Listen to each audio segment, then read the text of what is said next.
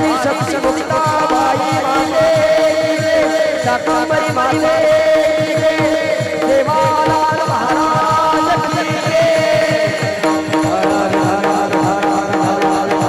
हर हर हर हर हर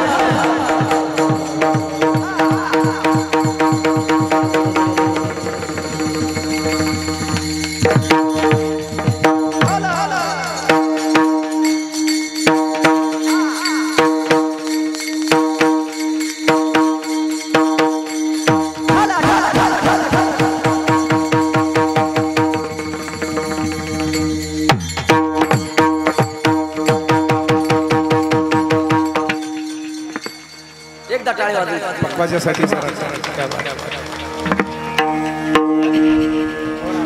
हरी सर्व सुखे आज येथेची ओळली संतांची देखील चरणामृजे सर्व काळ होतो आठवी तमनी फिटली सीदनी येणे काळे रिटर्न तुका म्हणे वाचा राहिली कुंठेत पुढे झाले चित्त समाधान सर्व काळ होतो आठवी तामणी फिटली सीदनी येणे काळे विठ्ठल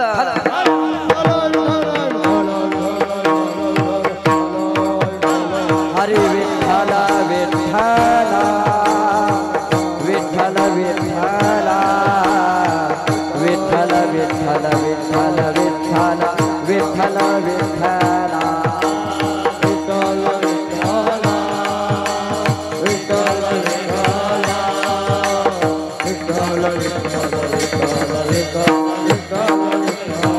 हरि हरि हरि विठ्ठल विठ्ठला विठ्ठल विठ्ठला विठ्ठल विठ्ठल विठ्ठल विठ्ठल विठ्ठल विठ्ठला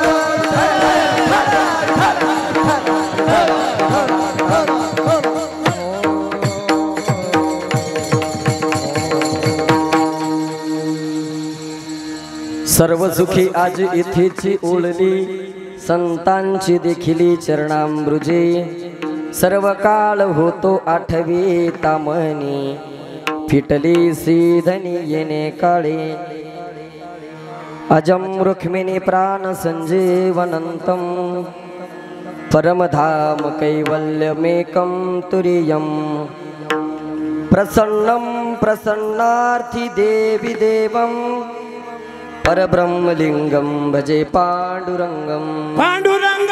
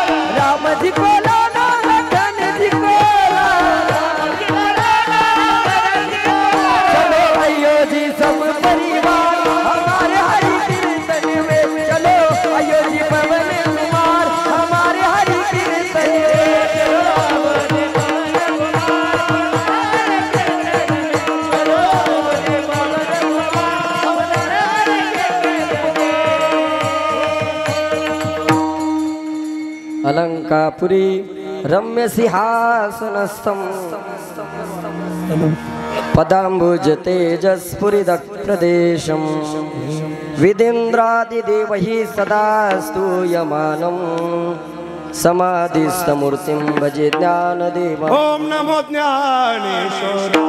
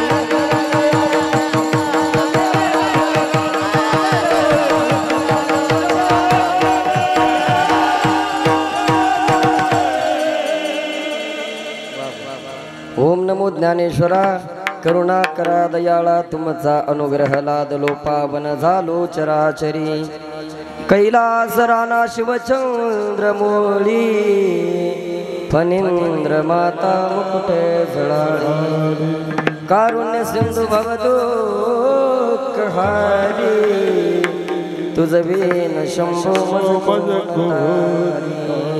मनोजवं मारुततुल्य वेगं जितेन्द्रियं बुद्धिमतां वरिष्ठं वातात्मजं वानरयुतं मुख्यं श्रीरामदूतं शरणं प्रपद्ये प्रारंभे विनंती करू गणपती विद्यादया सागरा अज्ञानत्व हरुणे बुद्धिमती दे आराध्य मोरेश्वरा चिंता क्लेश दुःख दारिद्र्य अवघे देशांतरा पाठवे हे रंभादि गणनायका गजमुखा भक्ता बहुतोषवी आता हृदय हे आपुले चौफाळुनिया भले वरी बैसवू पाऊले श्री गुरूंची ती नमस्कारुनी आता ब्रह्मा विष्णू सेव रूपाशी आले निवृत्ती सोपान ज्ञान प्रगटले भगिनी मुक्ताबाई ब्रह्म चितकले अवतार धरून जग उद्धरिले जय देवी जय मुक्ताबाई आदि माते जननी वंदन तो पाई जय देव मस्तक है पाया रे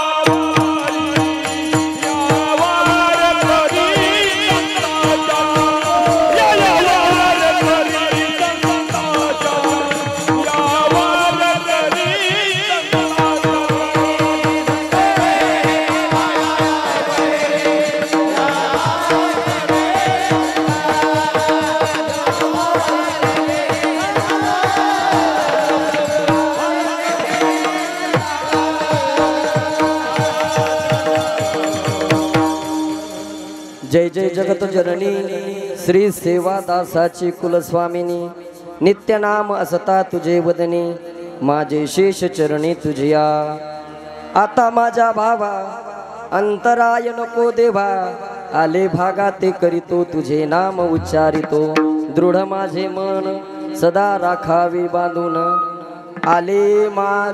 आले भागा ते करीतो तुझे नाम उच्चारितो विठ्ठला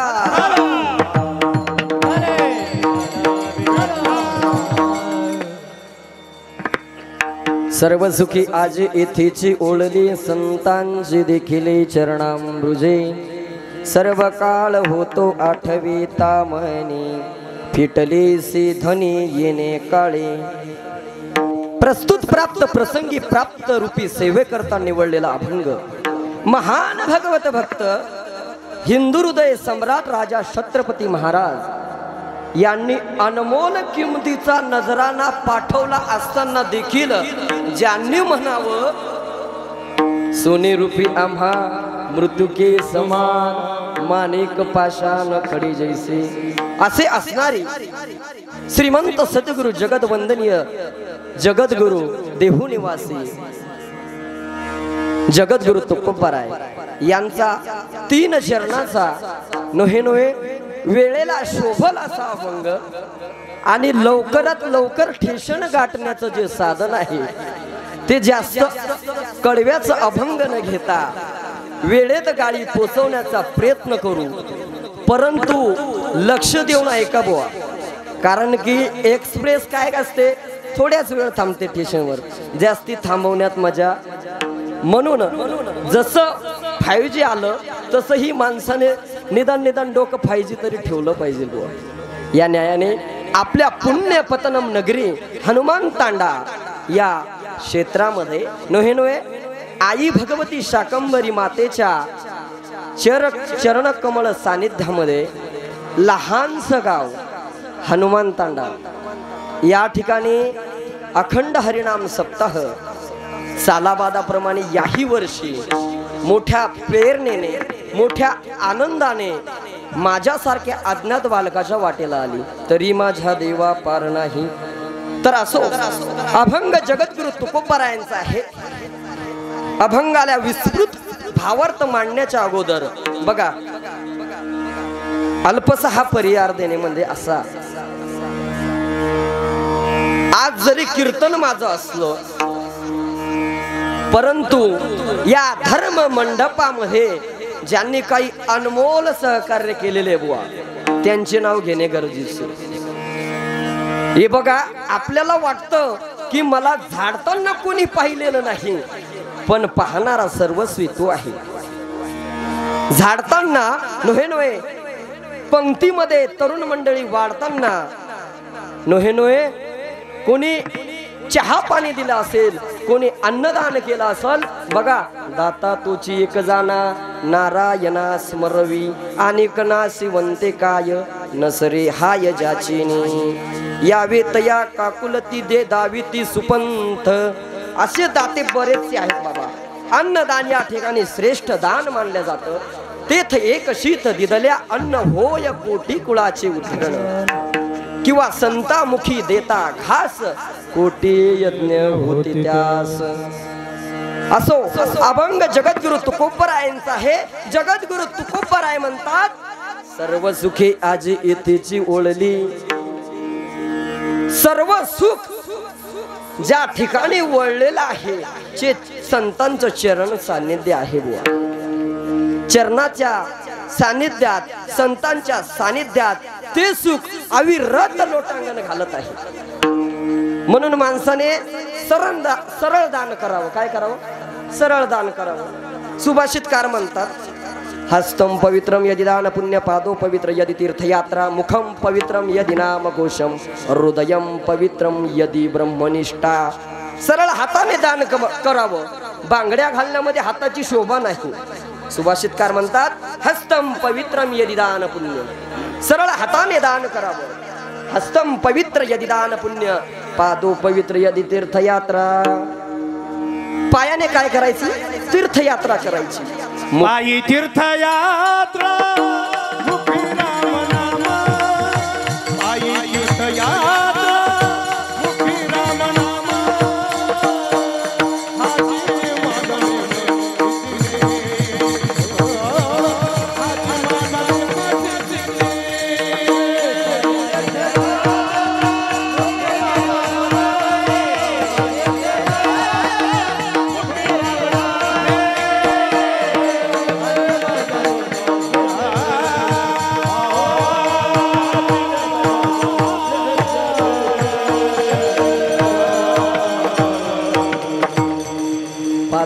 पवित्र यदि तीर्थयात्रा हृदयम पवित्रम यदि ब्रह्मनिष्ठा हृदय जर पवित्र नसल तर ते काही कामाचं नाही बुवा. म्हणून या न्यायाने जगद्गुरु जगदवंदनीय तुकोबराय म्हणतात संतांची देखील चरणांबुजे सर्व काळ होतो आठविता मनी. माझ्या मनामध्ये त्या संतांच्या चरणावर जर का सुख लोटांगण घेत असेल ना तर जगद्गुरु तुकोबराय त्या चरणावर मात्र नतमस्तक होतात बुवा. सर्व सुखी आजी येतीची उरलेली संतांची देखील चरणांबुजे सर्व काळ होतो आठविता मली. फिटली सी धनी येणे काळे ती आशा ती महत्वाकांक्षा आज माझी फिटली आहे. कारण संतांच्या चरणावर नतमस्तक झालेले जगद्गुरु तुकोबराय.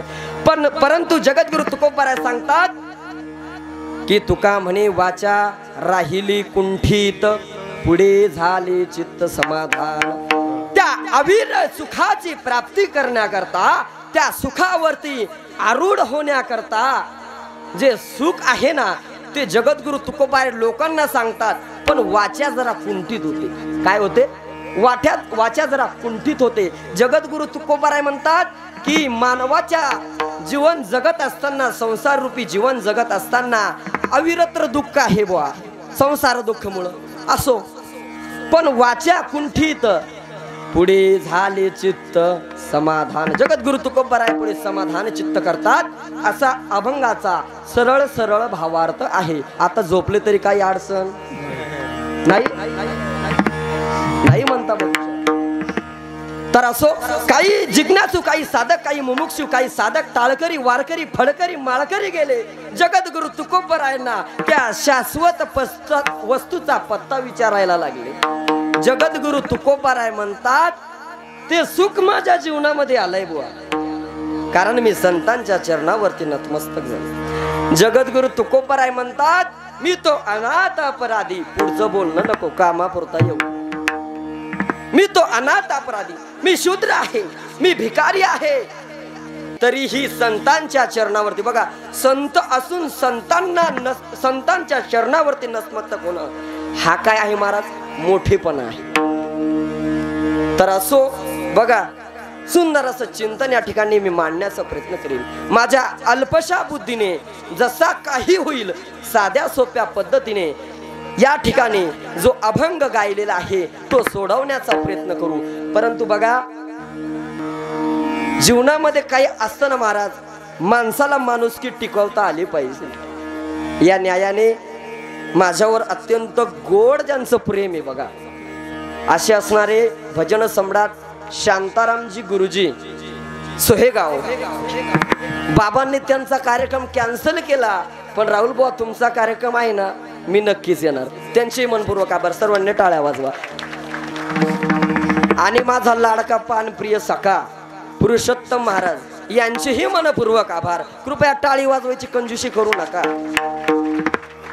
आणि जेव्हापासून लहानपणापासून परमार्थात होतो मी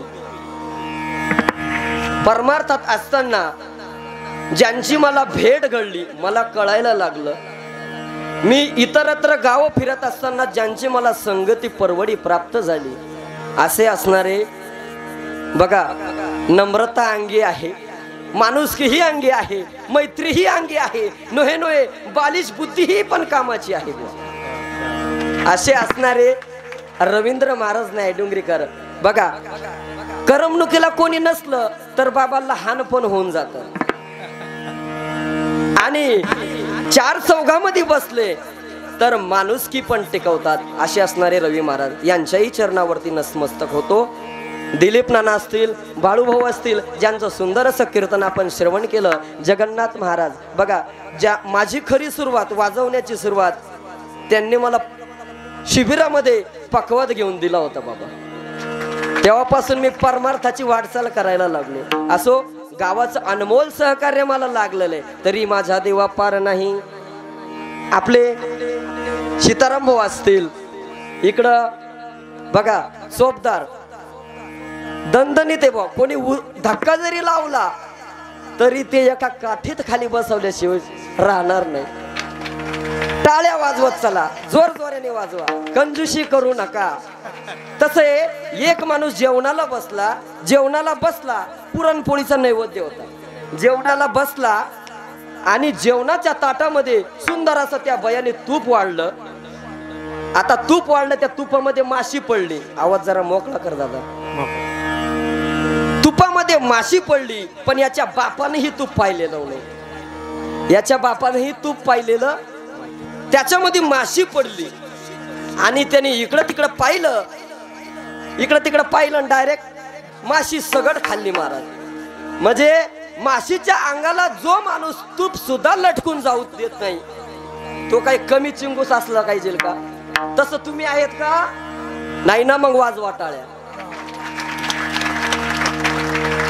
आपले बघा काकड्यासाठी सुंदर अशी साथ करतात, कधीच खाडा केला नाही आजपर्यंत.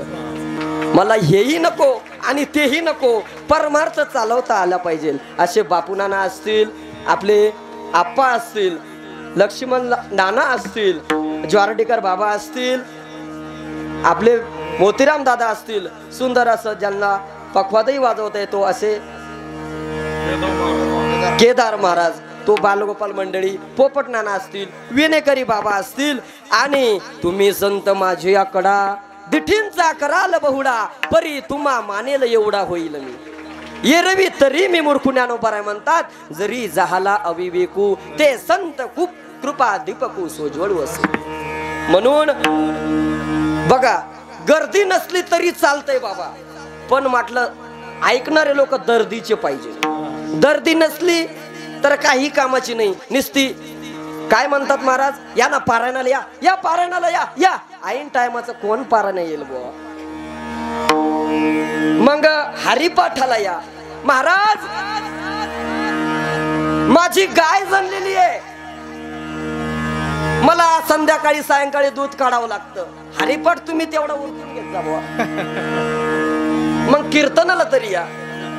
महाराज सुनबाई स्वयंपाकाला बसते, नातवर रडायला लागतात, आणि ऐन टायमाच्या कीर्तनाच्या कपडे घातले, बाहेर निघणार तेवढ्याच सुनबाई म्हणते, मामाजी तेवढे मुलं सांभाळता का, मी स्वयंपाक करते. कीर्तनाचंही कॅन्सल झालं का, तो माणूस मग फक्त वदनी कवळ घेता नाम घ्या श्री हरीचे, सहजवन होता नाम घेता फुकाचे, जीवन करी जीवित्व अन्न हे पूर्ण ब्रह्म, उदर भर मन हे जाणीजे यज्ञ कर्म. तो फक्त जेवायला येतो तो. तसं अशी चिंगुशी आपण करायची नाही. कीर्तनाला वेळ झाला तरी आपली गाडी जलद नेण्याचा प्रयत्न करू. जगत चला अभंगामध्ये या. जगद्गुरु तुकोबराय जिव्हारूपी उंबरट्यावरून त्या भगवंताला आपलंस करतात. बघा, विस्तृत चिंतन मांडण्याच्या अगोदर सर्वांना एक नम्र विनंती आहे, कृपया तरुण मंडळी कृपया करून खाली बसून घ्या. खाली बसून घ्या. उभं राहिला का माझे पाय दुखतं. मग बसा. एक तर माझा जन्म हनुमान जयंतीचा आहे. पहा हनुमान हात अगरबत्त्या आणि पाय मेणबत्त्या. तसं महाराज खाली बसून घ्या.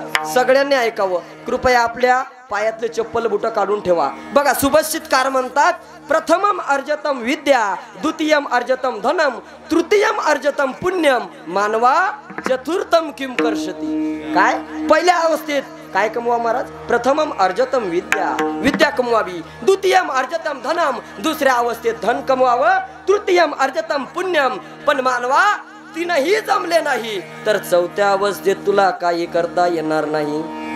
चतुर्थम किम कर्षती. बर, मक्षिका वर्ण मिच्छन्ति धन मिच्छन्ति पार्थवा, नीच कलह मिच्छन्ति शांती मिच्छन्ति साधवा. माशी प्रत्येक ठिकाणी बसेल, प्रत्येक ठिकाणावर माशी बसेल, नवे नवे घाणीवर बसेल, पण इस्तवर बसती का?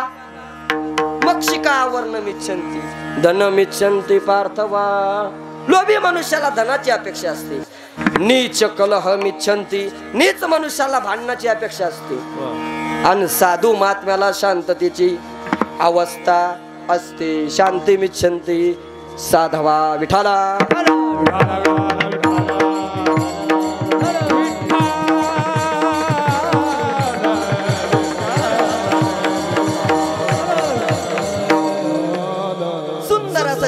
मांडण्याचा प्रयत्न आपण करणारच आहोत. जे अन्नदान करतात बघा, कुंती मातेनं आपल्या मुलांना आवाज दिला. धर्मराजा अर्जुन, नकुल आणि सहदेव यांना आवाज दिला. चौघच्या चौघ आले आणि आईला म्हणतात, बोल आई, काय हवंय? आई म्हणते की उद्या मी मांड्यांचा असा सुंदर बेत करणार आहे, पुरणपोळीचा नैवेद्य देवाला दाखवणार आहे. देव राहायला हस्तिनापुरामध्ये, हस्तिनापुरामध्ये देव राहायला आहे. मग आई तुझी काय इच्छा आहे बोल. हस्तिनापुरामध्ये देवाला निरोप धाडण्यासाठी मला पाठवायचं होतं, परंतु कोण जाणार तुमच्या चौघांपैकी? कुंती मातेनं विचारलं. विचारल्याच्या नंतर धर्मराजा म्हणायला लागला, आई माझे घोडे इतके पळता, इतके पळता, इतके पळता, मला तरी देवाला आणायला 4 दिवस लागेल. मग आई म्हणते मला देव उद्या जेवायला घालायचा आहे. ऐका, सुंदर चिंतने लक्षात बसल. मग 4 दिवस म्हटल्याच्या नंतर धर्मराजा आता बाजूला झाले. अर्जुनाला विचारलं. अर्जुनाने सांगितलं, भगवंताच्या कृपेने मला अशी काही विद्या प्राप्त झाली तरी मला देवाला आणायला 3 दिवस लागतील बुवा. आणि नकुल आणि सहदेव म्हणायला लागले, आई मला पावडर लावायला सवड नाही, मी देवाला आणणार. उरला तो भीम. पांचजन्य ऋषिकेशो देवदत्त धनंजय प्रोडोम दद्मो महाशंकम भीम कर्मा उरकोदरहा. काय म्हणतात? भीम, खाणारा भीम. आखी पंगत एकट्याने खाल्ली असती बुवा. कितीतरी गावाची पंगत एकट्याने खाल्ली. एवढा उरकोदर म्हणजे मोठ्या पोटाचा असणारा भीम दादा आईच्या जवळ आला आणि आईला म्हणाला, बोल आई. धड धाकड भीमाला पाहिल्याच्या नंतर आईला वाटायला लागलं, आता भीमाकडून मला अपेक्षा केली पाहिजे. भीमाकडून अपेक्षा केली. भीमाला सांगितलं, भीमा अरे हस्तिनापूरला जायचंय, जातो नाही. देवाला आणायचंय, आणतो नाही. कधी आणायचं? उद्या ना. उद्या का? मग त्याला किती वेळ लागतो? उद्या आहे ना, अजून रात्र जायची. आता मोठ्या आडबंगणात तो. उद्या आणायचं ना देवाला, उद्या जाईल, सकाळी जाईल. आता आईला ते काही कळालं नाही. आईला कळालं नाही म्हणून सकाळ झाली. भीम झोपेलच. भीम निद्रिस्त अवस्थेत होता. आईने उठवलं, भीमा अरे मी स्वयंपाकाला तयार करायला घेतलंय, अजून तू झोपलेलाच आहे. भीम म्हटला, आई देवाला जेवायला किती वाजता द्यायचंय? म्हणे 12च्या नंतर. आत्ताच्या नाही बरं का, त्या वेळचं सांगतो. आता 12च्या नंतर नाही, 12च्या नंतर द्यायचंय.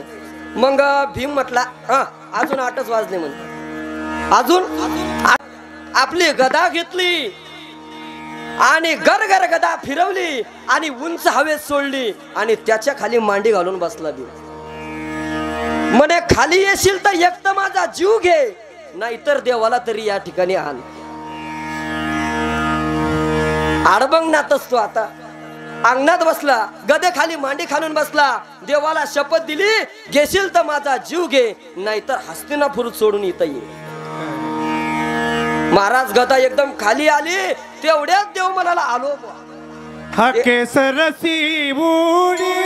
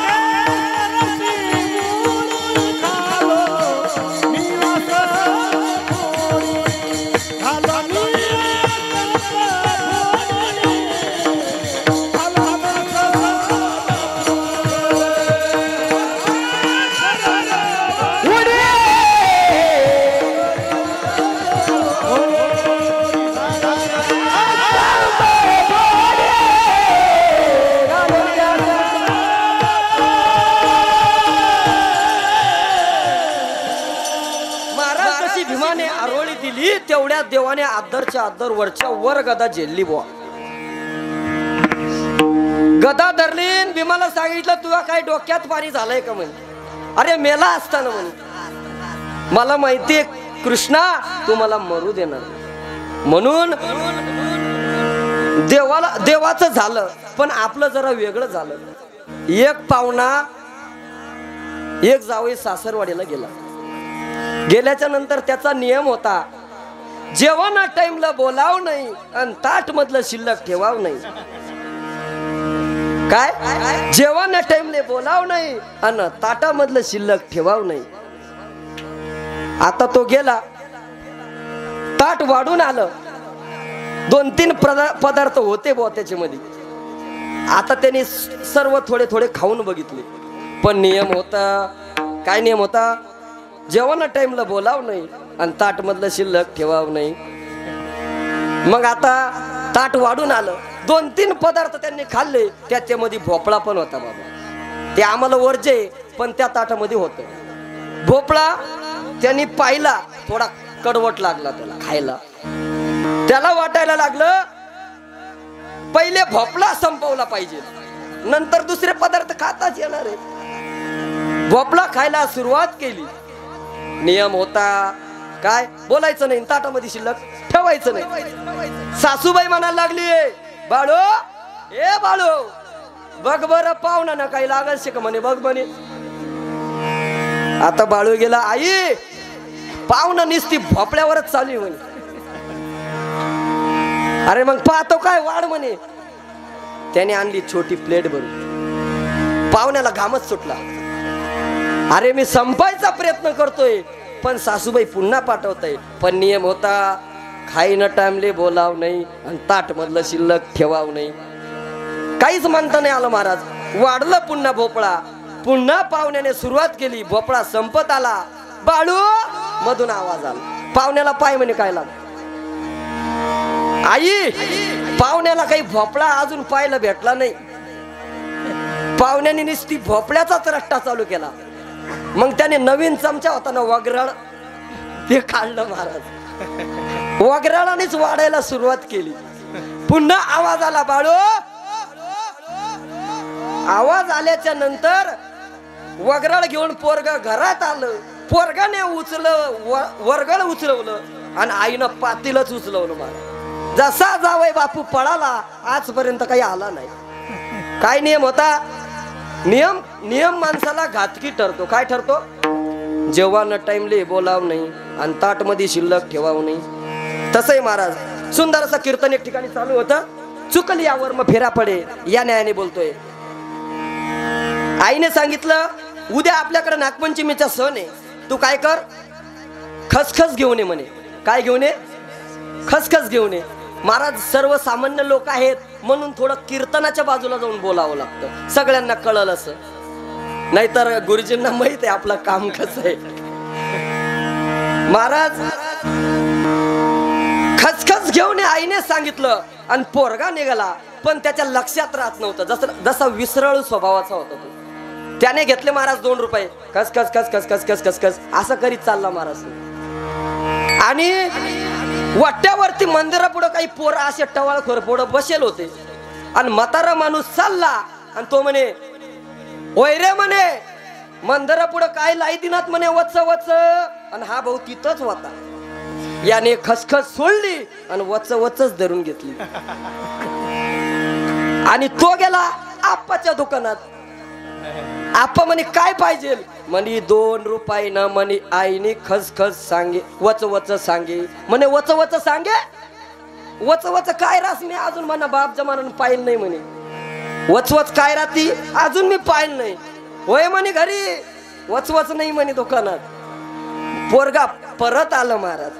परत आल्यानंतर आईला सांगितलं आई दुकानदार दादाने 2 रुपयाने वच वच दिली नाही. वच वच दिली नाही. अरे तुला खसखस सांगितली होती ना म्हणा मूर्खा. मग आता जाय पण एक लक्षात ठेव कोणत्या गल्लीनं गेलता म्हणे पुढच्या गल्लीनं. आता पुढच्या गल्लीनं जाऊ नको म्हणे. आता मागच्या गल्लीनं जा. पण तिथं टँकर लावेल होता महाराज. टँकर लावलेला होता, सप्ताह चालू होता, कीर्तनही माझंच होतं महाराज. एक म्हातारी बाई आली आणि हा भाऊ तिथून जात होता, त्याने पुन्हा मंत्र चालू केला, खसखस खसखस खसखस खसखस. याने चालू केलं महाराज. तेवढ्यात आजीबाई काठी टेकीत टेकीत आली आणि तिथं म्हणाली, पोरा हो, अरे सप्त्याचं सुंदर नियोजन चालू आहे, पंक्ती या ठिकाणी बसतात आणि या बायांनी काय गारा करून दिला म्हणे, पच पच. आणि हा भाऊ तिथंच होता, त्याने पुन्हा खसखस सोडली आणि पच पच. गेला महाराज आप्पाच्या दुकानात. आप्पाच्या दुकानात गेला, आप्पाने सांगितलं, बोल म्हणे भाऊ काय पाहिजे. त्याने सांगितलं म्हणे, आईने 2 रुपयाने पच पच सांगे. म्हणे पच पच सांगे. आप्पाने दुकान लावून दिलं महाराज आणि आप्पा डांगे डांग घरी निघून गेले. काय आप्पा डांगी डांग घरी निघून गेले महाराज. म्हणे माझ्या बाप जमारामधून अजून मी पच पच नावाची वस्तू पाहिलेली नाही. तसं चुकली वर्म फेरा पडे. सांगायचं मला काय, जो माणूस चुकतो ना त्याला फेरा हा पडतोच, यात तीळ मात्र शंका नाही. विठाला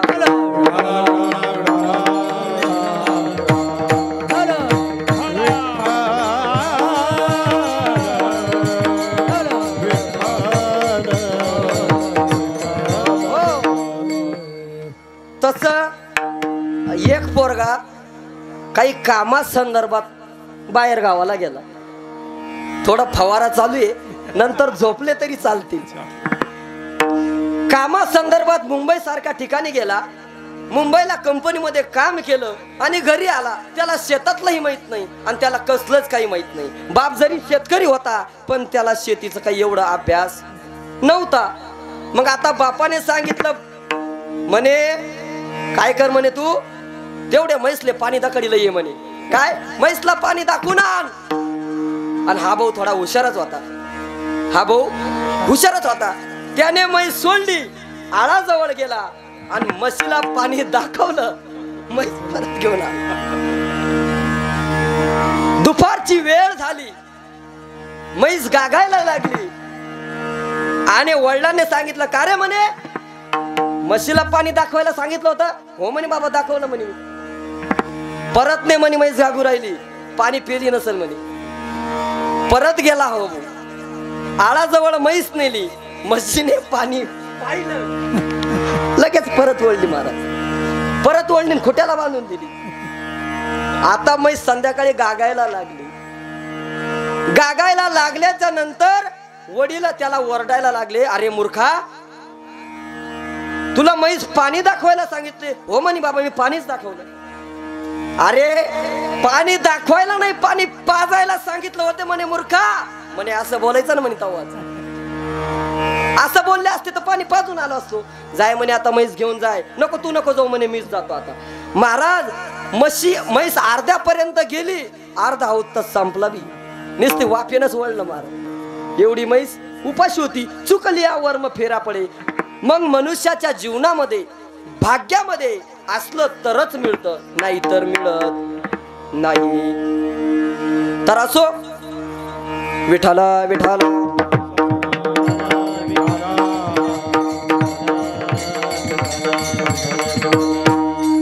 मनुष्याच्या भाग्यामध्ये काही गोष्टी असाव्या लागतात. मान, पान, धन, लोभ, ममता या गोष्टी मनुष्याच्या जीवनामध्ये पाहिजे महाराज. अन्न मान धन हे तो प्रारब्धा आधी, ल्यावे ख्यावे बरे असावे सदैव हेची करी हाव संसारी. बघा, एकाच लग्न सोन्याच्या पालखीमध्ये लागलं. आता मला सांगा, ज्याचं लग्न सोन्याच्या पालखीमध्ये लागलं तो काही डांबर वतायला असेल का हो? तो काही डांबर वसायला असेल का? नाही. तर महाराज त्याचं लग्न लागलं सोन्याच्या पालखीमध्ये, पण काही कालांतराने त्याला गरिबी आली आणि बायको त्याला ओरडायला लागली. काय? धनहीन पुरुषाचे घरी श्री हो कर्ष, श्री हो कलह पुरुषा माझारी, लाथ मारोनी घराबाहेरी काढी पुरुषाती. नवऱ्याला कमरामध्ये लाथ घातली आणि नवरा बाहेर काढला. पण नवऱ्याने, महाराज स्वाभिमानी नवरा होता, तो जंगलामध्ये गेला, गावामध्ये थांबला नाही. ओवी आहे महाराज. धनहीन पुरुषासे घरी श्री हो कर्षप कलह पुरुषा माझारी अन लाथ मारून घरा बाहेरी कायडी पुरुषाते. मग पुरुषाला घराच्या बाहेर काढण्यात आलं आणि काढल्याच्या नंतर त्या माणसाने ठरवलं आता कोणाला तोंड दाखवायचं. झाडेवर पुण्या खावण्या पाला 8वी वेळा पांडुरंगा.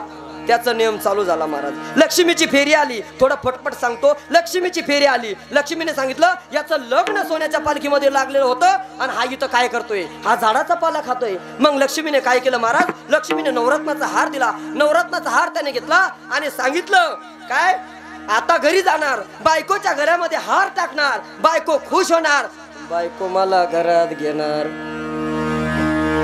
महाराज नवरत्नाचा हार घेतला, फेट्यामध्ये खवला. फेट्यामध्ये खवल्याच्या नंतर गावाजवळ आला आणि त्याला तहान लागली.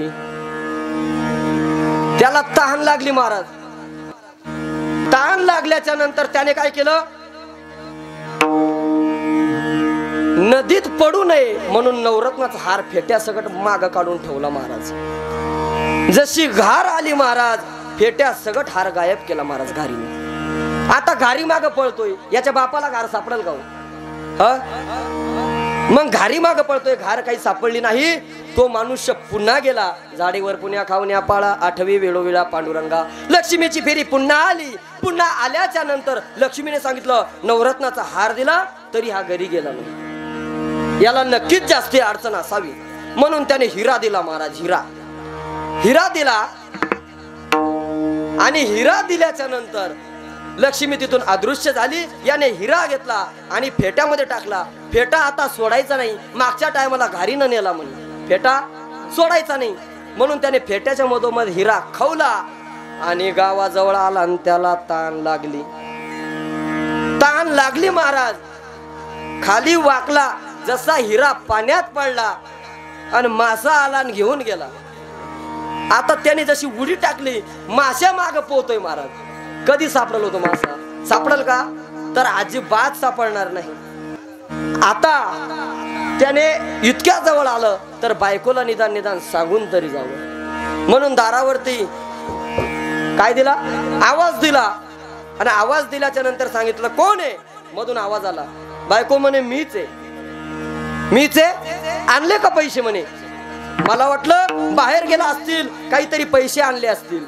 आणले का नाही पैसे म्हणे. नवरत्नाचा हार सापडला. बायकोन लगेच खिडकी उघडली. खिडकीचा हात बाहेर काढला. द्या नवरत्नाचा हार द्या, मी ठेवून दे. गावाजवळ आलो, मला ताण लागली. हार घारीनं नेला. मग इट कशाला आला म्हणे. बरोबर. पण पुन्हा माघारी गेलो, मला हिरा सापडला. गावाजवळ आलो, मला पुन्हा ताण लागली. पाणी प्यायला वाकणार तेवढ्यात हिरा नदीत पडला. असलं तरच मिळतं, नाहीतर मिळत का हो. मला एक सांगा, जर पाणी पिला नसतं तर काही मेला असता का म्हणे. पाणी पिला नसतं तर काही मेला असता का म्हणे. मग त्याला घेतलं नाही महाराज घरात घेतलं नाही. मनुष्य पुन्हा जंगलामध्ये जातो. पण आता लक्ष्मीची फेरी पुन्हा आली. लक्ष्मी आता त्याच्याकडे पाहून थोडी विचलित झाली. पण भाग्य नावाची वस्तू त्या ठिकाणी प्रकट झाली. प्रकट झाल्याच्या नंतर भाग्य म्हणायला लागलं लक्ष्मी तू तिला दिलं ना म्हणे. काय तू त्याला दिलं तरी ते टिकलं नाही. का बर? त्याच्या भाग्यात नाही. काय त्याच्या भाग्यात असेल तरच मिळतं. लक्ष्मी म्हणे पुरावा सांग. आता हा दृष्टांत या ठिकाणी थांबवा. पुराव्याबद्दल बोलतो. एक आजीबाईंनी वांगे लावले. टोपली भर वांगे लावले. मंगळवारच्या दिवशी नाही, गुरुवारच्या दिवशी आपल्या लोशिंग्यामध्ये गेले. आपल्याला बालोरला नाही जायचं. लोशिंग्याला गेले गुरुवारच्या दिवशी. वांगे घ्या वांगे 10 रुपयाला पावशेर वांगे घ्या वांगे 10 रुपयाला पावशेर वांगे असे आजीबाई सांगायला लागले. पण त्या ठिकाणी एक माणूस आला आणि माणूस आल्याच्या नंतर आजीबाईला विचारलं आजी काय भाव दिनात म्हणे वांगा. काय भाव दिलेत म्हणे वांगे. आजीबाई म्हणे वांगे चांगले आहे. 10 रुपये पावशेर वांगे दिले म्हणे. माझा हाताचा असा काही परिणाम आहे ना म्हणे तुझी अख्खी टोपली वांग्या सगट विकल म्हणे. आईने मागितला पुरावा. आजी म्हणायला लागली पुरावा सांग म्हणे. पुरावा म्हणे माझ्या बापाकडं 100 एकर जमीन होती, माझा हात लागला आता 1च एकर राहील.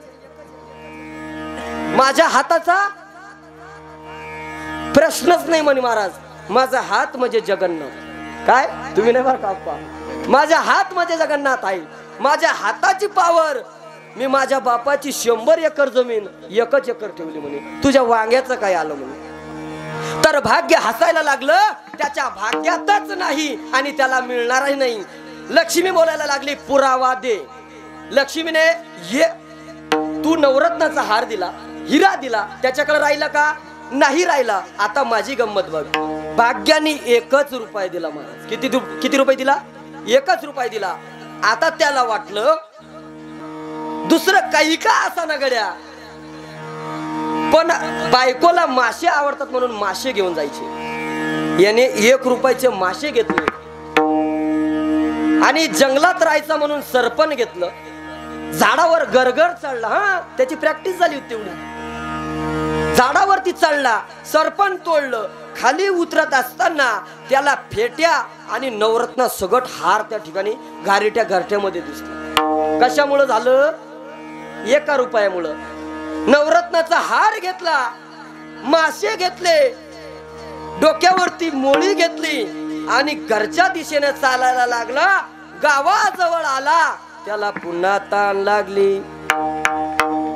पण बाईने सांगितलं होतं का हो म्हणे पाणी प्यायला नसतं तर काही मेला असतं का म्हणे. पाणी नाही प्यायचं, पाणी नाही प्यायचं म्हणे. आता नवरत्नाचा हार घरीच नेऊन देऊ म्हणे. पुन्हा त्याने दरवाजावर थाप टाकली. बायको म्हणे कोण आहे म्हणे मीच आहे. म्हणे आता काय काम काढलं म्हणे नवरत्नाचा हार. द्या द्या द्या मी ठेवते म्हणे. खिडकी उघडली, नवरत्नाचा हार घेतला, कडी उघडली महाराज बायकोनं. लगेच त्याचं पदरानं तोंड पुसती. काय पदरानं तोंड पुसती महाराज. या या तुम्हाला चहा करू का, तुम्हाला कॉफी करू का? काही नको म्हणे, काहीच नको करू. तुला मासे आवडता ना, हे मासा घास आणि भाजी कर. थोडं शास्त्रयुक्त उदाहरण आहे महाराज. मासा घासल्याच्या नंतर जसा माशाच्या पोटातून हिरा बाहेर आला आणि त्याला तेव्हा कळलं की अन्न मान धन हे तो प्रारब्ध आधीनं. भाग्य तरी काय भाग्य लागतं महाराज. मग भाग्याने 1च रुपया दिला. त्याचा कमालीचा प्रश्न महाराज तुमच्या समोर मी मांडला. काय भाग्यात असेल तरच मिळतं. बघा 3 जण भाऊ होते, तिघांचेही लग्न झाले. जसे तिघांचे लग्न झाले महाराज, तिघांचे 3 घरं झाले. तिघांच्या बायका जवळ आल्या. म्हणे आता आल्याच्या नंतर त्यांच्या घरामध्ये 1च ट्रॅक्टर होतं महाराज. पाहता काय माझ्याकडे 1-1 चाक वाटूनच घेतलं महाराज. समजा 1-1 चाक वाटून घेतलं. पण आता एकाच्या मळ्यामध्ये आंबे लावलेले होते महाराज. आंबे लावलेले होते. मोठा म्हटला मी पाणी घातलेलं आहे, झाड माझ्या वावरात आहे, मी एकाला 1ही आंबे देणार नाही. लहाना म्हटला अरे मी तुझा लहाना भाऊ आहे गड्या, मला काही का होईना तू दे. आणि शेवटचा म्हटला अरे तुमचं दोघांचं काही का असताना गड्या, अरे निदान माझ्याकडे तरी बघा, मला थोडे आंबे द्या. लोणचं सीजन होतं, मला थोडे तरी आंबे द्या. म्हणून आंबे दिले. पण आंबे सगळ्यांनी झाडून पुसून पाल्या सगट 160 आंबे निघले. 160 आंबे निघले. मोठा म्हटला मी मोठा आहे ना, त्याने 100च घेतले महाराज. 100 घेतले. दुसऱ्याने 50 उचलले. लहान म्हटला 10 तर 10 कोणाच्या बापाचे म्हणे. आणि गेल्याच्या नंतर बाजाराचा दिवस होता. पहिला गेला 100 आंबे घेऊन बाजारात बसला. घेता का, उधळू का, इसकटू का, पसरू का, असं गागायला लागला महाराज तो बाजारामध्ये. पण त्याने रुपयाला 1 आंबा लावला. दुपारपर्यंत कसं बस त्याने 100 आंबे 100 रुपयाला विकले. घरी आला आणि दुसऱ्या बहिणी विचारलं त्याला का ग म्हणे तुझा नवरा बाजारात गेला होता ना, किती आंबे विकले, किती पैसे आणले म्हणे. म्हणे माझा नवरा 100 रुपयाचे 100 आंबे विकून आला. याने लगेच महाराज तयारी केली. गठुडं बांधलं, गाडीवरती ठेवलं. नवरा गेला, बाजारात गेला. दुपारून थोडा वातावरण खवळलं. 1 रुपया 1 आंबा 2 रुपयाला याने लावला. किती मिळाले महाराज? 50. किती मिळाले? असं बोलत चला. झोपले काय? नाही जड नाही जाते ना. चिंतन तुम्हाला ऐकायला कठीण वाटतंय का? तर मग काय झालं, एक आंबा 2 रुपयाला विकला. किती झाले? 50 आंब्याचे 100 रुपये झाले. हा माणूस घरी आला आणि दुसऱ्या बाईनी सांगितलं, म्हणे माझा नवरा 1 रुपयाला 1 आंबे विकून 100 रुपये घेऊन आला, तुझा नवरा 50 आंबे 100 रुपयाला विकून आला. म्हणे असं झालंच कसं? म्हणे पहिली म्हणे मेला मुर्दा पेला असं म्हणे. हे ऐकलं तिसऱ्या नंबर वालीनं ऐकल्याच्या नंतर याच्याकडे 10च आंबे होते महाराज, पण ही थोडी हुशार बुद्धीची होती. याने आंबे पिकायला घातले होते महाराज, आंबे पिकायला घातले. आणि तिचा भाऊ त्या गावामध्ये आला. दुसरं तिसरं काही केलं असतं, पण आंब्याचं सीजन आहे म्हणून आपण आंबेरस करू. आता तो शिक्षक बाजारामध्ये जातो आणि म्हणायला लागला, मेवण्यालाही काही काम नाही बुवा. ऐन कामाच्या टायमाला काय झालं, मेवणा आला तर आला, बायकोलाही काम नाही, ड्युटीवरून आत्ताच आलो, लगेच आंबे घ्यायला पाठवलं. आता हा बाजारात एवढी बडबड करत असताना हा 10 आंब्यावाला तिथंच बसेल होता महाराज. म्हणे याला रसाले आंबे घ्यायचे, वातावरण पण बिघडेले. शिक्षकाने विचारलं, म्हणे काय भाव दिलेत? म्हणे तो म्हटला 10 रुपयाला 1 आंबा, घ्यायचा असेल तर घ्यायचा, नाहीतर पाऊस पडायची शक्यता झालीये, मी आता चाललो म्हणे. तो म्हणे बाबा 10 रुपये तर 10 रुपये दे म्हणे 10 आंबे. किती मिळाले त्याला? मग काही गडबड करण्यात मजा आहे का? भाग्यात असेल ते मिळल्याशिवाय राहत नाही, आणि भाग्यात असलं तर मिळतच महाराज. एकाच्या भाग्यामध्ये जर का 10 रुपये असले तर त्याला 10 रुपयेच मिळणार, पण भाग्यात जर का 10 रुपये नसले तर त्याला रुपयेही मिळणार नाही.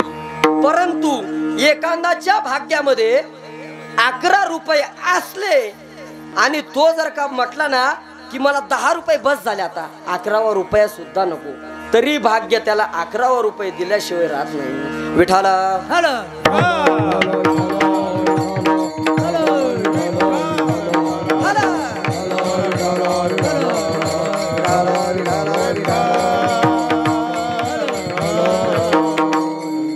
तर भाग्यात असावं लागतं.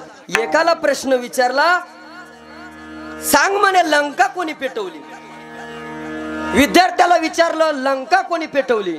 लंका रावणाची लंका, सोन्याची लंका कोणी पेटवली? विद्यार्थी म्हणे सर मला माहित नाही, मी 10 दिवसापासून शाळेत आलो, मी 10 दिवसापासून शाळेत नाही, कोणी पेटवली मला माहित नाही. बरं, आता त्या सरांनी काय केलं, शिक्षकाला विचारलं. शिक्षक म्हणे बाबा मला टायफॉइड झाला होता म्हणे, मी पण नाही पेटवली म्हणे. आता हे 3 आले आणि हेडमास्तर जवळ गेले. हेडमास्टरला विचारलं, सांग म्हणे लंका कोणी चटडी? म्हणे काय लंका कोणी पेटवली? म्हणे आमच्या गावात नेमकी 2 पार्टी आहे म्हणे, मी विचारून सांगेल नेमकी कोणत्या पार्टीने लंका चटवली म्हणे. असे शिक्षक आणि असे विद्यार्थी असतील तर काही फायदा आहे का महाराज? मला सांगा आपला धर्मग्रंथ कोणता हो? मुलं सांगा आपला धर्मग्रंथ कोणता? हा, हे पण त्याच शाळेतले महाराज. आपला धर्मग्रंथ आहे श्रीमद भगवत गीता. गीता गीता वाचे जे म्हणती नाही पुन्हा वृत्ती तया नराहा. बर का, आपला धर्मग्रंथ कोणता? श्रीमद भगवत गीता. आता लंका कोणी पेटवली शिक्षकालाच माहित नाही तर विद्यार्थ्यांना कसं काय कळलं? एक हिंदू आणि मुसलमान दोघांचे वावर जवळ होते आणि दोघं वावरामध्ये गेली. आता दोघं वावरामध्ये गेली. मुसलमानाचं इकडचं होतं, हिंदूचं तिकडचं होतं.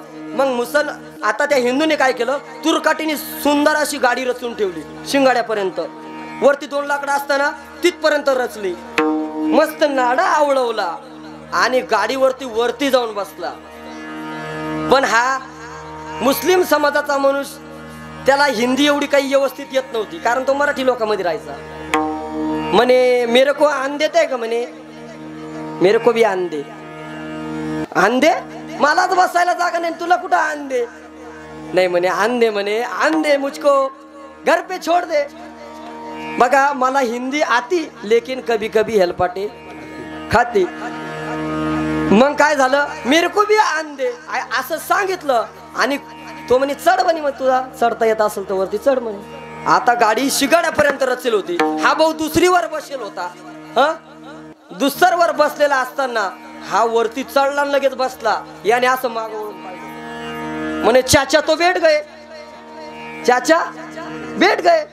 आता चाच्याला सांगितलं, चाच्याने ती दादा कोंडक्यासारखी चड्डी घातली ती भारत. त्याला अशा नाड्या होत्या मोठ्या मोठ्या. आता त्या माणसाने सांगितलं, चाचा जरा संभल के बैठना नहीं तो गिर जाऊंगे. आता चाचा म्हणी फिर मैं क्या करूं जिससे मैं नहीं गिरूंगा. तर तो मनुष्य म्हणे चाचा बैठना लेकिन नाड़ा पकड़ के बैठना. विठाला विठाला चाचा बैठना लेकिन नाड़ा पकड़ के बैठना. हा भाऊ नाड़ा पकडून बसला. गावाजवळ आला आणि एका खड्ड्यात गाडी आपटली बा. आणि याने माग वळून पाहिलं, चाचा गायब, चाचा गायब. खाली बघतो, अरे चाचा तुम कैसे गिर गए. अरे तुमने तो बोला था नाड़ा पकड़ के बैठ. मैंने ये नहीं बोला था, बोले मैंने गाड़ी का नाड़ा बोला था. असं आहे महाराज. तर लंका कोणी चिटवली हे त्याला माहित नाही. अरे हमें तो अपनों ने लुटा, गैरों में कहा दम था. कामापुरता एवढं बर का, आपल्याला आपणच लुटतो महाराज. कोणी जर का पुढे जात असलं ना त्याचे पायही आपणच ओढतो महाराज. हे बघा, मनुष्य अपने स्वयं के दुख से इतना दुखी नहीं है जितना दूसरों के सुख से दुखी है. सांगायचं मला काय, मनुष्य स्वतःच्या दुःखापेक्षा इतका दुःखी नाहीये की त्याने काय करावं, स्वतःच सुख दुःख विसरून दुसऱ्याच्या सुखामध्ये काय व्हायचं महाराज, जळायचं महाराज. एकाला 10 क्विंटल कापूस झाला म्हणून म्हातारा 10 दिवस ऍडमिट होता महाराज. का बरं, दुसऱ्याचं चांगलं बघायचं नाही म्हणून, दुसऱ्याचं चांगलं बघायचं नाही म्हणून. म्हणून महाराज संतांच्या चरणावरती हा भाव असा आहे महाराज. संत म्हणतात की दुःखात उत्तेजते जंतु सुखम सर्वाय रुच्यते. मनुष्याला सुख पाहिजे. जगद्गुरु तुकोबारांकडे काही साधक, काही जिज्ञासू, काही माळकरी, काही टाळकरी, काही फडकरी, वारकरी गेले. जगद्गुरु तुकोबारांना शाश्वत वस्तूचा पत्ता विचारायला लागले. वस्तूचा पत्ता विचारत असताना जगद्गुरु तुकोबाराय सांगतात, मी संसाराच्या नावावर शून्य घातले, संसाराच्या नावे घालून या शून्य वाढत हा पुण्य धर्म केला. पण मी तुम्हाला सुखाबद्दल काही का होईना सांगल. पण सांगत असताना तुम्हाला 2 उदाहरण देतो, कारण तुम्ही संसारिक माणसं आहे. तुम्ही कधी चिकू खा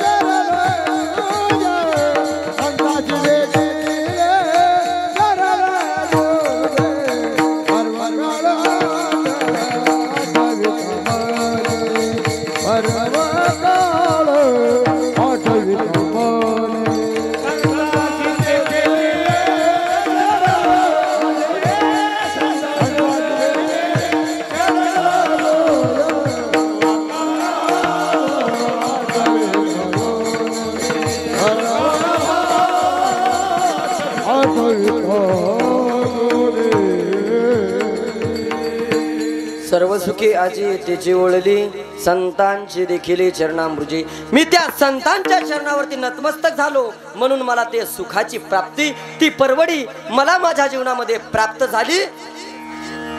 बघा सुंदर असं नामस्मरण या ठिकाणी चालू आहे. जरा बाजूला जाऊन बोलेल. काही गोष्टी करत असताना मनामध्ये शुद्ध आणि सात्विक भाव ठेवला पाहिजे. मग इतरत्र तुम्ही काही करा त्याच्याबद्दल काही वाद, परंतु 7 दिवस जो सप्ताह आहे, जे नामस्मरण आहे, त्या ठिकाणी शुद्ध काय पाहिजे. कारण शुद्ध ज्याचा भाव झाला देव दुरी नाही त्याला. परंतु महाराज हे बघा, आपलं काय होतं, आपण काही गोष्टी करत असताना देवा कारणे भाव तस्मात द्यावे न लगे फारसे जरी झाले एक चित्त बहुत एवढ्यासाठी नका करू वाताहत गा. राम हरे कृष्ण राम हरे राम हरे. देवा कारणे भाव तस्मात द्यावे न लगे फारसे वित्त. जास्ती पैसाही नको, फक्त भाव महत्वाचा आहे. न लगे रुका मोल काही, न लगे रुका मोल काही.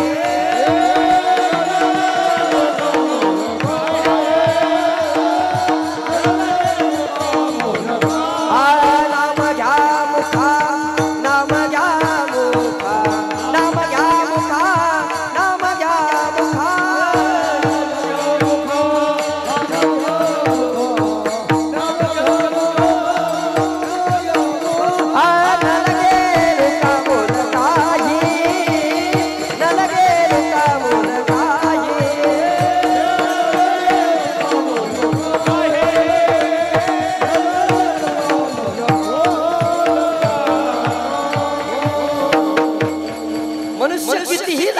बाबा त्याला प्रेम ओढून आणल्याशिवाय राहत. बघा सुंदर अशी सिस्टीम आहे. दादा करता एकदा सर्वांनी टाळी वाजवा. गोड अशी सिस्टीम, कीर्तनकाराचा प्राणात प्राण टाकण्याचं काम सिस्टीमचं आहे महाराज. अशी माऊली साऊंड सिस्टीम आहे. बघा सर्वात तोला मोलाचं सहकार्य. बघा माझ्या कीर्तन होतं, माझं परम मित्र वैभव महाराज सुरशे, आणि यांनी माझा जेव्हा फोन केला म्हणे बाबा कार्यक्रम होता. म्हटलं माझ्या जन्मभूमीमध्ये कार्यक्रम चालू आहे बाबा, मला त्या ठिकाणी थांबावंच लागतं. परंतु प्रेम माणसाला कुठपर्यंत ओढून आणू शकतं हे एक उदाहरण देऊन जाईल महाराज. आपले बघा ज्यांचं आपण चॅनल वरून काय करतो कीर्तन, महाराष्ट्रभर उद्या महाराष्ट्रभर हे कीर्तन हनुमान तांडामध्ये पण सुंदर असं नियोजन करतात. हे कळून येण्यासाठी हा घाट घातलेला आहे महाराज. कृष्णा दादा जाधव बघा निवृत्तीनाथाच्या चरणारविंदून या ठिकाणी आलेले. काय त्र्यंबक वरून दादा माझ्यासाठी आलेला आहे. का बर? कारण मैत्री तेवढी कट्टर असावी लागते बुवा. त्याला सांगितलं मी की सकाळी दादाने विशाल महाराज खोलीची शूटिंग केलेली. म्हटलं मला बी कुठंतरी पोचव बाबा, एवढे जवळचे असून तुम्ही मला पोचवत नाही. म्हणून माझ्या प्रेमापोटी धावपळ करत सकाळी 12 वाजता दादा निघालेले, आत्ता पोचला. सुंदर असं त्यांचेही मनपूर्वक आभार व्यक्त करतो. माऊलीचा दास हे चॅनल आहे महाराज त्यांचं. 2-3 दिवसानंतर आपलंही कीर्तन त्या ठिकाणी दिसणार आहे महाराज. खरं म्हणजे एक बोलायचं झालं तर काय म्हणतात की शुद्ध ज्याचा भाव झाला देव दुरी नाही त्याला. बघा देवाने जर का कसोटी बघायची झाली तर देव कसोटी पण पाहत असतो. कारण की जास्त देवपणाचा आव आणून चालत, देवपणाचा आव आणला की वरती इंद्राला उलटा घाम फुटतो. काय फुटतो? उलटा घाम फुटतो. खुर्ची हलण्याची शक्यता होते. म्हणून इंद्र दुसऱ्या मार्गाला पाठवतात. माणसाचं कुठंतरी आकळवण्याचा प्रयत्न करतात. सफल माणसं मात्र पृथ्वीवरले मृत्यू लोकावरले माणसं सफल होऊ देत. कारण सफल झाले की वरचा कायदा भंग पावतो महाराज. बघा शुद्ध ज्याचा भाव झाला.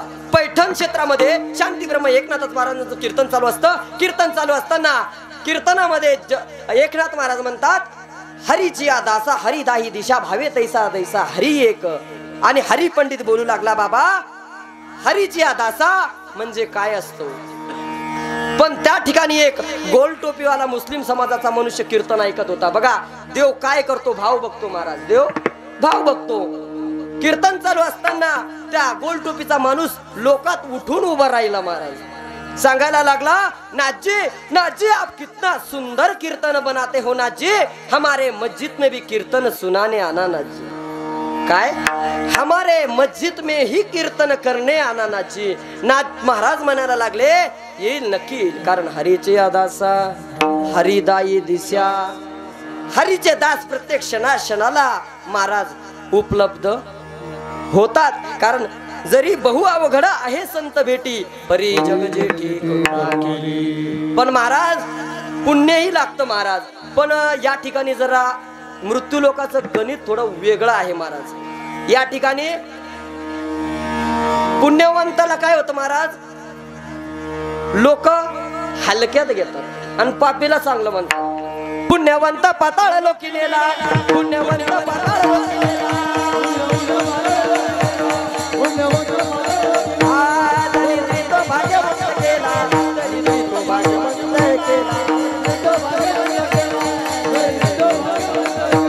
चोरट्याचा बहुमान वाढविला, चोरट्याचा बहुमान वाढविला. कीर्तिवानाचा अपमान केला, कीर्तिवानाचा अपमान केला. धुंद झाला तुझा दरबार, धुंद झाला तुझा दरबार, धुंद झाला तुझा दरबार.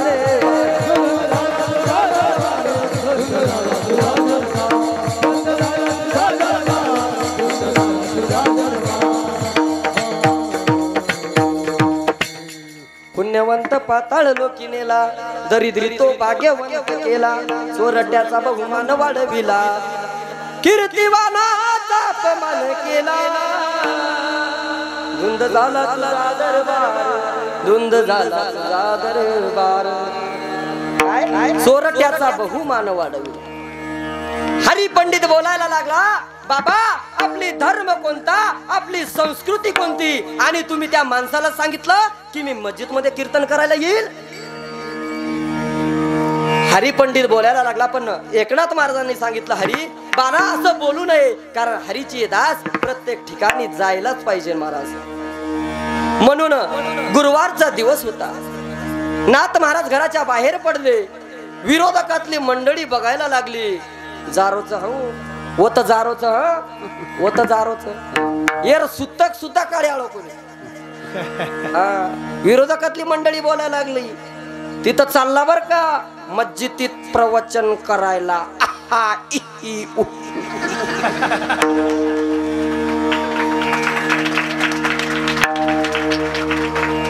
अरे हा चालला म्हणे मस्जिदीत प्रवचन करायला, याचं सुतक सुद्धा काढायचं नाही म्हणे. काय सुतक सुद्धा काढायचं नाही. पण नाथ महाराजांचं मात्र एकनिष्ठ भाव होता. दिगंबरा दिगंबरा श्रीपाद वल्लभ दिगंबरा, दत्ता दिगंबरा या हो दयाला मला भेट द्या. निरंतर भजन चालू आहे. भजन चालू असताना हरी पंडित मागे मागे चालू लागला. भगवंताला प्रश्न पडला, जर नाथ महाराज मस्जिदीत गेले तर आपल्या काही उपयोग होणार नाही. म्हणून देवाने डुकराचा अवतार घेतला. कसला? डुकराचा अवतार घेतला आणि नाथ महाराजांच्या चरणावरती लोटांगण घ्यायला लागला. लोटांगण घेत असताना ते वराह नाथ महाराजांना सांगायला लागलं, नाथ महाराज मी पण तुमच्या कीर्तनाला येणार बुवा. आणि तिघच्या तिघ गेले. ज्याने तारीख घेतली होती ना महाराज, आता तो मस्जिदच्या बाहेर आला. नाजी आना हो तो अकेले आना, इस वराह को साथ में मत लाना. काय आना हो तो साथ दोनों आना, लेकिन इस वराह को साथ में मत लाना. आता त्या मस्जिद मध्ये डुक्कर चालत नाही. ते का चालत नाही ते मलाही माहित नाही. बरोबर, ते मलाही माहित नाही. पण काहीतरी असं बुवा. म्हणून नाथजी आना हो तो अकेले आना, इस वराह को साथ में मत लाना. नाथ महाराज म्हणायला लागले, मैं आऊंगा तो हम तीनों साथ में आएंगे, नहीं तो एक नहीं आएंगा. ज्याने तारीख घेतली होती ना तो म्हणायला लागला, राजी तारीख कॅन्सल कर दो बोले. नाथ महाराज परत फिरायला लागले. महाराज आता नाथ महाराज गावात आले आणि गावात आल्याच्या नंतर विरोधकातली मंडळी पाहतच होती. महाराज टुळू टुळू डोळे काढून पाहत होती. महाराज काही तर डोळे काढून गोट्या खेळत होती. महाराज पाहत होती. महाराज विरोधकातली मंडळी नाथ महाराजांचं लक्ष गेलं. नाथ महाराज मस्जिदीत गेले का असं पाहायला जी डोकवणारी मंडळी होती महाराज ती लगेच अशी पळली. महाराज घरात लपून गेली. कोणी आपलोच मनक्याचू ओवडी जावं, कोणी कोणी जावं ओवडी आपलोच मनक्याचू आबवर सुतक काढे रो ओर नामेर टक्कल करे रो. असं असतं महाराज. आता काय करायचं, त्याचा नित्यनेम आपण व्यवस्थित पार पाडायचा. विरोधकातली मंडळी आली. महाराज बरं राजांना काही मावळ्यांनी एक सुंदर अशी स्त्री भेट म्हणून आणली होती. मला असं ऐकायला मिळालं की ज्यांनी शिव छत्रपती महाराजांना ती स्त्री भेट म्हणून आणली होती त्यांचे हातपाय तोडून राजाने फाशी दिली होती. पण ती स्त्री शिव छत्रपती महाराजांच्या आश्रयाला होती. त्या स्त्रीला वाटत होतं हा राजा आपल्या आबरूची बेआबरू केल्याशिवाय राहणार नाही. पण शिवाजी महाराजांनी खणा नारळाने ती ओटी भरली आणि सुखरूप त्याच्या घरी पोहोचवण्यात आलं. महाराज पुढचं गोड आहे. काय पुढचं गोड आहे. स्त्री घरामध्ये गेली. त्या माणसाला म्हणायला लागली, आप दिन में कितनी बार नमाज अदा करते हो. तो सांगायला लागला, मैं दिन में 5 बार नमाज अदा करता हूँ. आप दिन में 5 बार नमाज अदा करते हो, फिर भी आपने उस खुदा को देखा है क्या. काय आप दिन में 5 बार नमाज अदा करते हो, फिर भी आपने उस खुदा को नहीं देखा, लेकिन मैंने जिस खुदा को देखा है वो राजा शिव छत्रपती.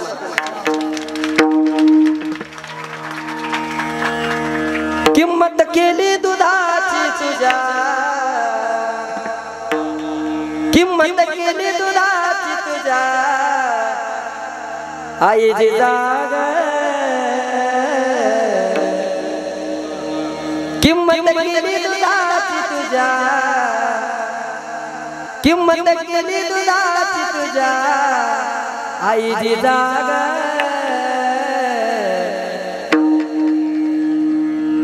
झाला महाराष्ट्राचा राजा शिवबाबा गे, झाला महाराष्ट्राचा राजा शिवबाबा गे.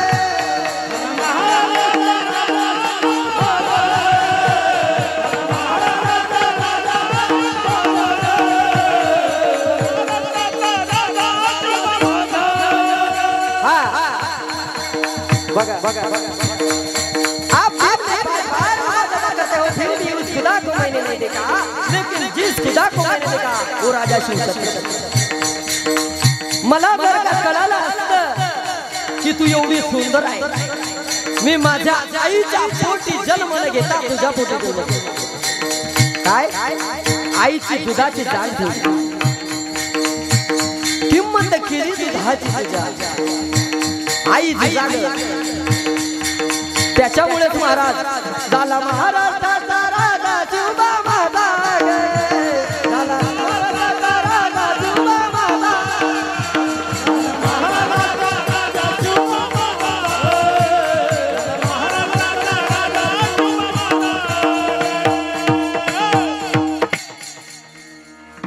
महाराज आईच्या दुधाची जाण बघा. त्याच्या पुढे ती स्त्री बोलली, राजा छत्रपती महाराज म्हणतात तू जर का एवढी सुंदर आहे ना, मी माझ्या आईच्या पोटी जन्म न घेता तुझ्या पोटी जन्म घेतला असता. बरोबर 2-5 मिनिटं जादा झाली तरी चालतील. आज तांडा माझा मी काय लवकर सोडणार नाही. जेवणाची कोणाचा अपेक्षा आहे का, का सोय लागे का भुके रे लागे, नाही ना. तर महाराज संतांचं नाही ऐकलं बुवा तर काय होतं महाराज, परिणाम वाईट होतात. वरलाडीला तुम्ही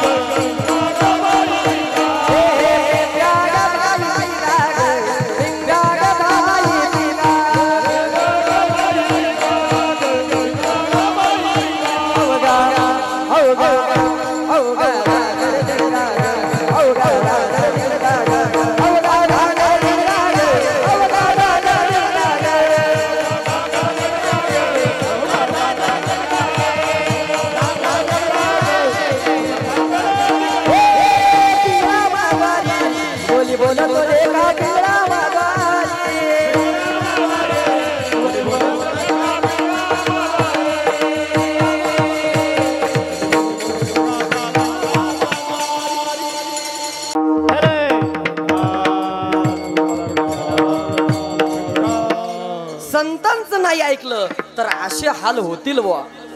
तर मग नाथ महाराज घराघर आले. त्या वराहाला त्या डुकराला पाठावरती ठेवलं. आपल्या आसवाच्या धारेतून त्या गाढवाचे पाय धुले महाराज. गाढव मात्र आता देवाच्या अवस्थेत प्राप्त झाले. प्राप्त झाल्याच्या नंतर देवाला नाथ महाराज म्हणायला लागले, देवा आज तुला पुन्हा माझ्याकरता अवतार धारण करावं लागला देवा. म्हणून त्या मुस्लिम समाजाच्या बाईने सांगितलं की काय, तुम सिर्फ राम कहो राम तुम्हारी मदद करेगा. तुम सिर्फ राम कहो राम तुम्हारी मदद करेगा. उसके बाद तुम तो क्या पूरा पाकिस्तान रामायण पढ़ेगा. श्रीयावर रामचंद्र की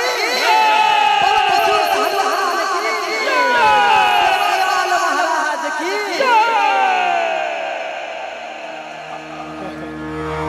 तर महाराज सेवालाल महाराज थोडस 2-5 मिनिटं चरण संत चरित्र मांडू आणि सेवेला पूर्ण विराम देऊ. सेवालाल महाराजांचा अधिकार जर का पाहू गेलो, काहीसा मतीचा अर्थ पाहू गेलो, काहीसा भावार्थ आपण पाहू गेलो, तर सेवालाल महाराज बंजारा समाजामध्ये आराध्य दैवत मानले जातात. आई जगदंबा माता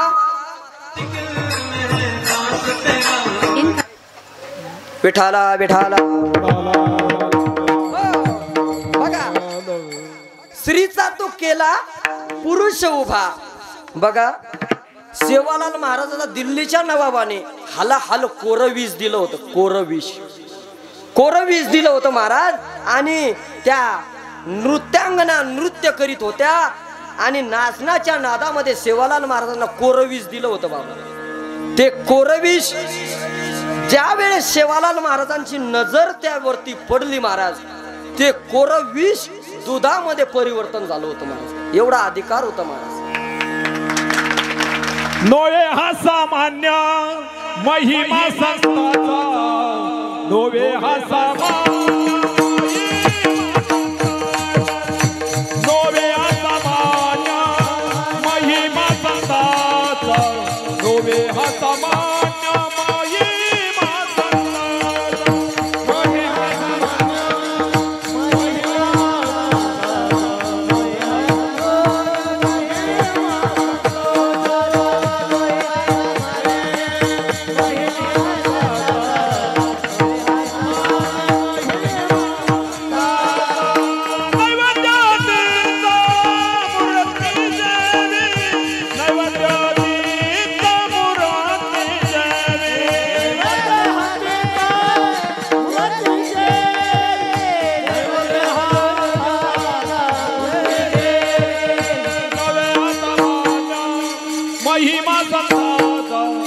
नोवे हा सामान्य महिमा संताचा.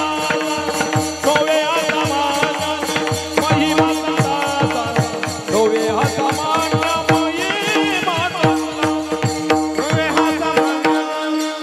महिमा. नोवे हा सामान्य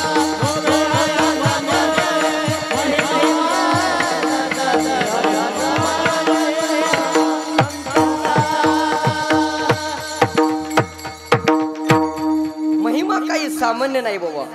ते कोर विषाचं दुधामध्ये परिवर्तन झालं. एवढंच नाही, एका पुरुषाची स्त्री केली महाराज. एका पुरुषाची स्त्री केली. संतांची अवहेलना करता गेला होता महाराज. कोण होता? चिंगऱ्या होता का? चिंगऱ्या महाराज. त्या चिंगऱ्या नावाच्या माणसाने साडी घालून जगद्गुरु आपल्या सेवालाल बाबांकडे गेले होते. म्हणे माझ्या लग्नाला कितीतरी वर्ष झाले, मला मुलं होत नाहीत बाबा. तर त्या चिंगऱ्या नावाच्या माणसाला महाराज दिवस गेले. त्याचे 8 तांडे आहेत महाराज. किती? 8 तांडे. संतांची अवहेलना केली, परिणामाला सामोरे जावं लागलं. मनुष्याची स्त्री झाली महाराज. असे अनेक चमत्कार केले महाराज. हे लदनी लादल व्यापार करेल भटको बुराने वने डोंगर दरे ते दरी खोरे तेल सत्पुचायो गुरुन गुरकुळीर सेवा लालेर करे मना गोच दागा बंजारा बंजारा गोर बंजारा भारत देशेरो भारत देशेरो भारत देशेरो भारत देशेरो गोर बंजारा। महाराज इतिहासाला धरून भजन होतं महाराज। काय आपल्याला त्या जगदंबीला बोलवायचं असेल ना महाराज तर सुंदर भजन म्हणतात महाराज आमच्यामध्ये। काय तो ना हक मारू सगुणा मोविया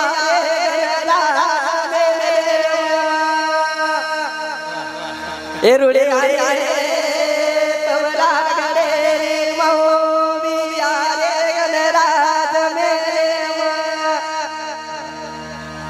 काय महाराज काय महाराज कसं असतं ना महाराज सगळं ठेवावं लागतं। काय सगळं ठेवावं लागतं। सेवालाल महाराजांचा जन्म झाला। महाराज सेवालाल महाराजांनी भक्ती केली। देवाला बोलवायची गरज नव्हती महाराज। एका आरोळीत देवी साक्षात प्रकट व्हायची महाराज। जगदंबा साक्षात प्रकट व्हायची महाराज। आणि सेवालाल बापूंचा जन्म झाला। सातही देवी अवतार बदलून त्या ठिकाणी आल्या होत्या महाराज। आणि पाळणा हलवला महाराज सेवालाल महाराजांचा। काय श्री सेवा निळकंठ केशवा बाळा सोसोरे हे श्री सेवा निळकंठ केशवा बाळा सोसोरे आदि माया रूप बदलाई सेवा हराई सेवू सोसोरे दने निर्दनवो चले गे पीतना सेवा आयोजन में न सेवू सोसोरे आदि माया मेलेरी गोई बनाई सेवू सोसोरे। असं असतं महाराज। आपली वेळ संपुष्टात आलेली महाराज। मला फार आनंद झाला आज। काय माझ्या जन्मभूमीमध्ये असं काही अविरत सोहळा पार पडेल ही मला कल्पनाही नव्हती महाराज। म्हणून अभंग मी त्याच पद्धतीने घेतला। सर्व सुखे आजी येथेच वळली। कारण काय झालं संतांची देखील चरणांबुर्जे बऱ्याच दिवसापासून मनामध्ये इच्छा होती महाराज पण फिटले सिद्धनी येणे काळे। या काळाला या वेळेला ती माझी इच्छा जगद्गुरु तुकोबारांची म्हणत नाही माझी इच्छा म्हणतो। थोडा स्वार्थी बोलतो माझी इच्छा फिटली। काय नोहे एकट्याचा खेळ म्हणून मेळ जमविला। म्हणून ज्ञानेश्वरी पारायण करणारे असतील समस्त ग्रामस्थ भजनी मंडळ असेल लोशिंग असेल देवी तांडा असेल हनुमान तांडा असेल नवे नवे पंचकृतीचे सर्व भाविक भक्त असतील या कार्यक्रमासाठी उपस्थित हजेरी लावतायत त्यांचेही चरणावरती एकदा साष्टांग प्रणिपात करतो। एकदा मला कृष्णादादांना अशी विनंती आहे की टाळ्यांचा कडकडाट होईल तरी आपण ते छायाचित्र कव्हर करावं एवढी मी तुम्हाला विनंती करतो। सर्वांनी वर हात करायचंय सर्वांनी।